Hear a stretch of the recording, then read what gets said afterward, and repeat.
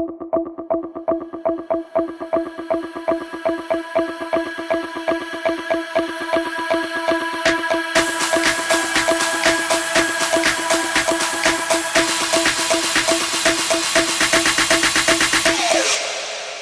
you're late to the market and there is a good enough competitive market, right?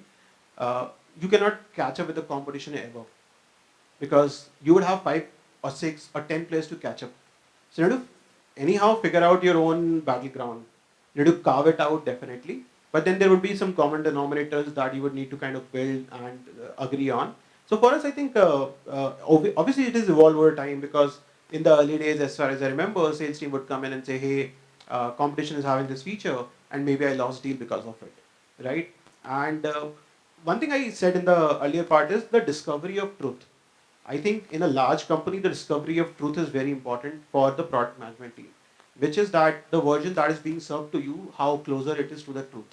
So you can have customer success team as a advocate for customer. You can have them as representatives, but they would not know the truth. They would know the truth, only the truth that they understood.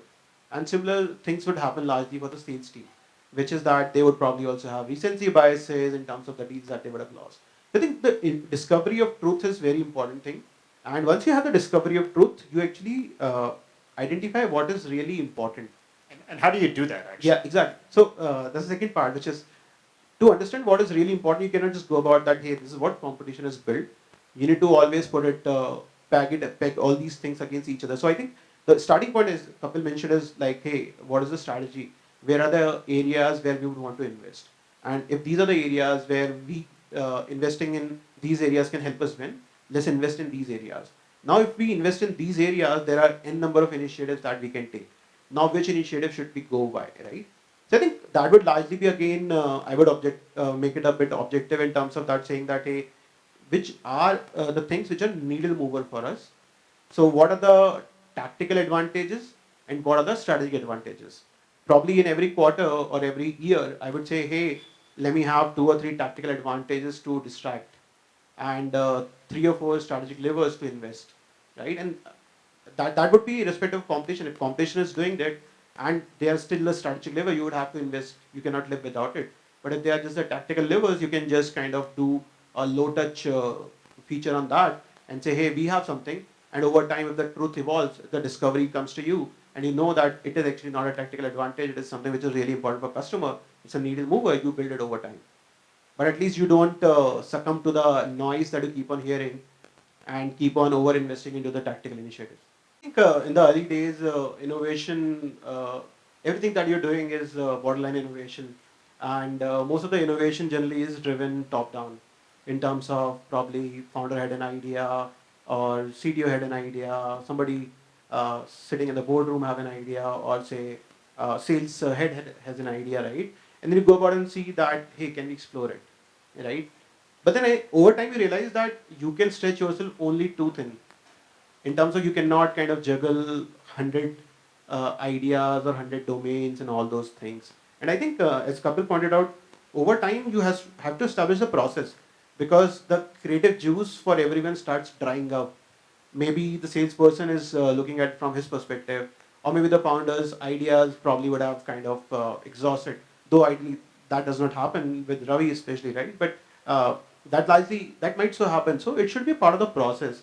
And then the second part is that instead of going top down, where you probably might not be abreast about 100 things, you should probably have it bottoms up. And for us, I think for a long time, we used to take a call whether these are the kind of bets that we want to explore. We will say, hey, this is the bet that we want to explore. And that too after a good amount of analysis, because in the end, it's not about just the product development. What largely it will give you outcomes only when there's a whole GTM motion aligned to it. There is a right persona for whom you're building.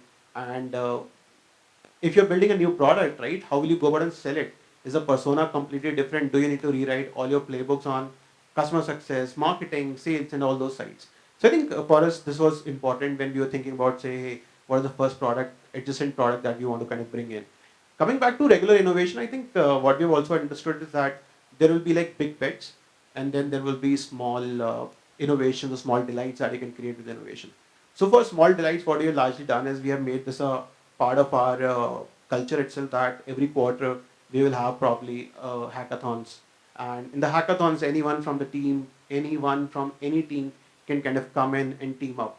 So there would be like 2 developers, probably 1 marketing person who's probably using adjacent tool, not maybe made for B2B2C, but maybe B2B and has a good idea, and then they team up and they keep on building those things. And those are the things which help us generate the top the line view in saying that, hey, these are 4 or 5 top ideas that we've gathered out of there. Now the evaluation becomes easier.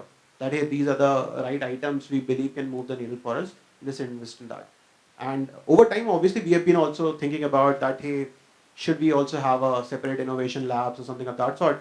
But I think there the jury is kind of divided in terms of that the people who are not actually kind of working on the existing product, how much knowledge they would have of the product, and can they actually create something valuable? And again, I think that is something we are yet to experiment with.